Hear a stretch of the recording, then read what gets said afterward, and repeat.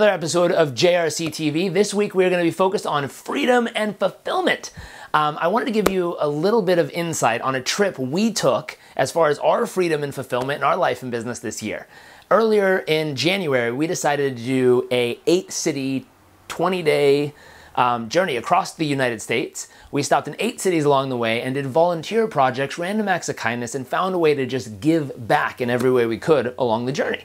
Now, one of my favorite stops and moments of the journey was we got to stop at Ram Church in Las Vegas and provide Christmas, at least a Christmas surprise dinner, to a family that couldn't quite afford to have their own Christmas this year. And they're a wonderful group of people. I think there were 11 family members in total. They had the biggest hearts, the biggest smiles, and they were a lot of fun to hang out with that night. Thank you to Whole Foods, California Pizza Kitchen, and a handful of you online who donated all kinds of goods and all kinds of money to help us provide that experience for that family. So thank you, thank you, thank you. What was unique about that experience is as we were at the church hosting this Christmas dinner for them, I noticed someone that kind of stood out. She stood out because of the smile, the light, the joy, the aliveness at which she approached her job and what she did all throughout the evening while she was there. And this was the custodian of the church.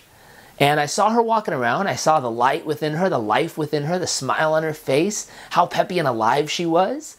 And I couldn't take it anymore. I wanted to know what brought so much life to her and why she does this and how she got involved. How long has she been at the church? What does she do there? And so I went and interviewed her and just started talking to her and getting to know her. Turns out she's been there for 10 plus years. She's in charge of, I think, 5 or 6 different types of ministries within the church. The greeters, custodial, the baptism, all kinds of ministries. And she's quite the leader involved. And when I asked her, I'm like, how did you get started? What caused you to become such a great leader within this community? It was very interesting, her response. She said it was actually by accident. Well, if you believe in accidents, but I really wasn't applying for the job. I didn't show up and tell someone what I was going to do here or show them how important I was. It actually started because I got invited by her husband to come check out church, which she didn't want to go at the time. And on her way out of her very first time attending, she saw someone drop a piece of paper on the ground, and she decided to just pick it up. And as she was walking over to the trash can, she noticed the trash can was overfilling. And she kind of took the bag out, tied it up, found the dumpster, dumped it in there, and noticed another box of empty bags for the trash can. She took it back, put the liner in, and left. Didn't say anything, didn't ask anyone anything. What ended up happening was each weekend she would do the same thing because she noticed no one was taking care of it. So she just saw a job, got it done, stepped up and delivered. What ended up happening was within a few weeks, the minister or the pastor came out one day when she was doing it and said, "Hey, I've seen what you've been doing around here." And in that moment, she was kind of shocked and said she felt almost as if she was in trouble. And she goes, "What do you mean?" And he goes, "You know, I saw you taking such great care of the place. I was wondering if you'd help lead that ministry. We don't have anyone helping, obviously." And it was right in the beginning of their church. So she just said, "Sure, I will." And she says, what's interesting is that moment there has led to literally 10 plus years of service and her taking on 5 to 6 different ministries within the church. It's amazing. Now, the reason I bring this up is there's so many of you who've decided to brand yourself as an expert, brand yourself as a leader, tell the world how amazing and incredible you are, which I believe you are in your own way.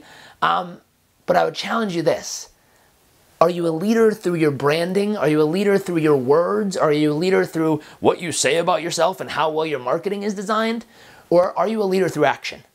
Are you a leader who sees something that needs to be done in your community and you step up and deliver? Are you someone who, you don't need the accolades, you don't need the praise. If you see something going on that needs your assistance, you find a way to make the difference that's needed. Well, what this week's worksheet is all about is helping you define what are those very specific points in your health, your mind, your body, your emotions, your business, everything, that you can step up at an even higher level. And we all have them. They're usually the things we're avoiding, the things that bug us, the things that we're frustrated with. How can you really zone in on those and amplify your leadership by showing up and delivering with results, not talking? One last thing. For those of you who are watching and have an online business or want to take your business online, I hope you've enrolled for Marie Forleo's B School. If you haven't, check out in the blog. We have a link there. Go check it out. It is the awesome foundation needed to absolutely magnify your brand online, reach more customers, make a difference, change the world, and make a ton of money while doing it. Make sure to check that out. And I hope you enjoyed this episode. Can't wait to see you next week. Bye.